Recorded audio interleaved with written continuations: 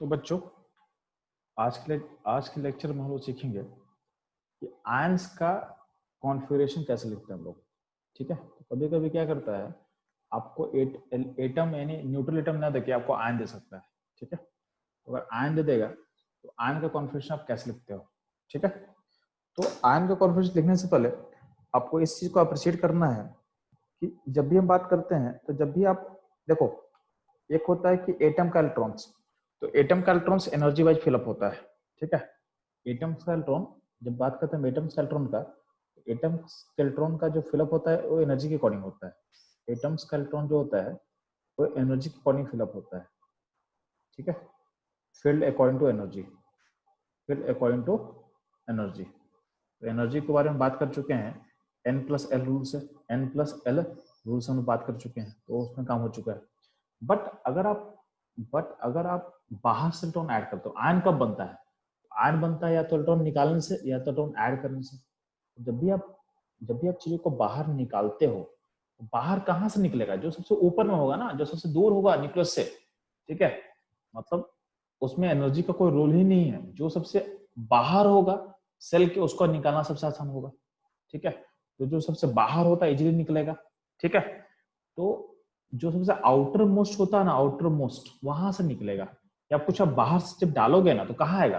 जो outer most होगा वहां पे आएगा। तो सिंपल सा बात है कि आपका इलेक्ट्रॉन का फिलिंग का ऑर्डर क्या है उससे कोई मतलब नहीं है। जब भी हम आयंस का बात करते हैं तो आयंस या तो इलेक्ट्रॉन रिमूवल से फॉर्म करता है या तो इलेक्ट्रॉन एडिशन से फॉर्म करेगा।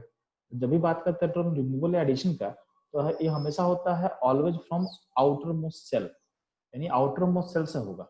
ठीक है, इसको आप अंदर से नहीं कर सकते, इसको आप अंदर से नहीं कर सकते। तो जब भी हम बात आयंस करते हैं तो आयंस में इलेक्ट्रॉन के फिलिंग का ऑर्डर को छोड़ के सोचना है आपको। ठीक है, आपको कैसे सोचना है मैं बताता हूँ। यानी आपको ये सोचना है कि हमेशा आउटर मोस्ट सेल से स्टार्ट होगा चीज। एडिशन होगा तो आउटर मोस्ट सेल में होगा, और रिमूवल भी होगा तो आउटर मोस्ट सेल में ही रिमूवल होता है। ठीक है, इसको एग्जाम्पल से फर्दर आपको क्लियर मैं करता हूँ। इसको एक एग्जाम्पल से मैं आपको फर्दर क्लियर करता हूँ। ठीक है, इसको कैसे सोचना है आपको, तो ध्यान देना।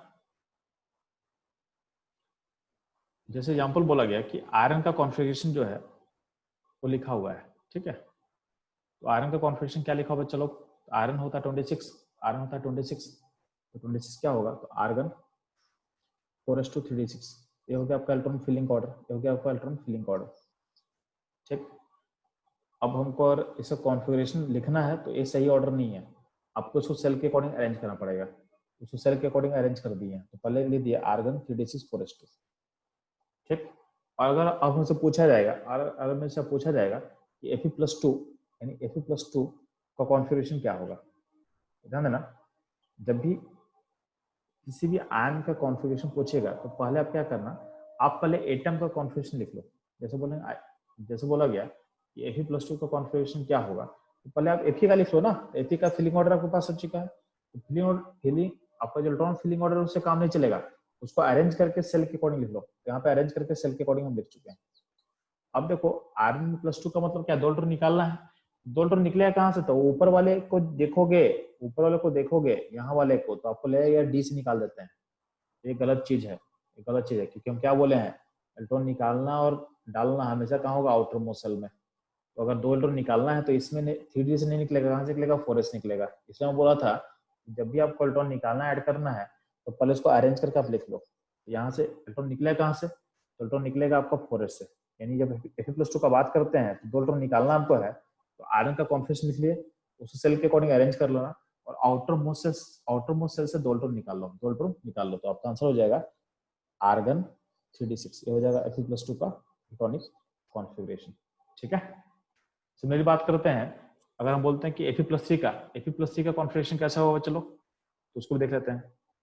ध्यान देना, फिर से ये Fe है, Fe के लिए फिर से लिख लो पहले। Fe का देखो यहाँ पे Fe, अगर हमको Fe+3 का लिखना है तो पहले हमको Fe का पता होना चाहिए, तो Fe का पता होना चाहिए। तो Fe का आपको लिखा हुआ है, Fe का क्या लिखा हुआ है? चलो, तो Fe के ऊपर आपको लिखा हुआ है। ठीक, Fe क्या है? तो Fe आपके पास आर्गन 3d6 4s2 है आयरन फॉर्म में। अब क्या करेंगे, अगर +3 बनाना है तो आपको 3 इलेक्ट्रॉन निकालना है, तो पहले आउटर मोस्ट से निकालो। आउटर मोस्ट क्या? एस है, एस में कितना इलेक्ट्रॉन है? 2 है, तो 2 को बाहर निकाल दिया। अब इसमें कुछ इलेक्ट्रॉन बचा नहीं, तो अब कहाँ से निकालेंगे? अब निकालेंगे डी से, डी से कितना निकालना हो रहा है, तो 3 में से 2 ऑलरेडी आप निकाल चुके हो, तो और कितना आपको निकालना है, 1 निकालना है, तो डी से निकलेगा 1 इलेक्ट्रॉन, डी से निकलेगा 1 इलेक्ट्रॉन, तो आपका हो जाएगा Fe+3 कॉन्फिगरेशन हो जाएगा आर्गन 3d5 हो जाएगा। ठीक है, ये हो जाएगा। सिमिलरली बात करते हैं, सिमिलरली अगर हम बात करते हैं कोबाल्ट के बारे में, कोबाल्ट के बारे में, तो कोबाल्ट का एटॉमिक नंबर कितना होता है बच्चे लोग, तो कोबाल्ट का एटॉमिक नंबर होता है आपका बच्चे लोग 27, क्या होता है 27, तो 27 का कॉन्फिगरेशन लिखो तो क्या हो जाएगा आर्गन 3d7 4s2, तो ऑलरेडी हम अरेंज करके दिखा दिए, अरेंज करके ऑलरेडी हम लिख दिए, ऑलरेडी हम अरेंज कर चुके हैं आपके लिए। ठीक है, अब ध्यान देना, तो कोबाल्ट का कॉन्फिगरेशन लिखा हुआ अरेंज फॉर्म में, अब बोला कि कोबाल्ट +1 का क्या होगा, तो +1 में कुछ नहीं करना है, आउटर मोस्ट से एक इलेक्ट्रॉन निकाल देना, आउटर मोस्ट से एक इलेक्ट्रॉन निकाल देना, तो क्या होगा आर्गन 3d7 4s1 हो जाएगा। ठीक है, और बोलेंगे कोबाल्ट +2 को पता क्या होगा, तो क्या करोगे आउटर मोस्ट से 2 इलेक्ट्रॉन निकाल दो, तो कोबाल्ट 3d7 हो जाएगा, कोबाल्ट 3d7 हो जाएगा। और बोला जाएगा कोबाल्ट +3 का क्या होगा, कोबाल्ट +3 का क्या होगा।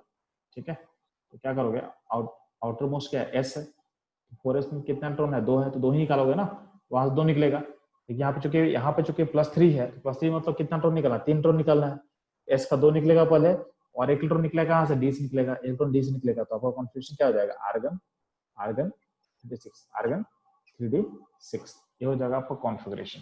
तो इस तरीके से आप आयन का कॉन्फिगरेशन लिखना सीख लिए। ठीक है।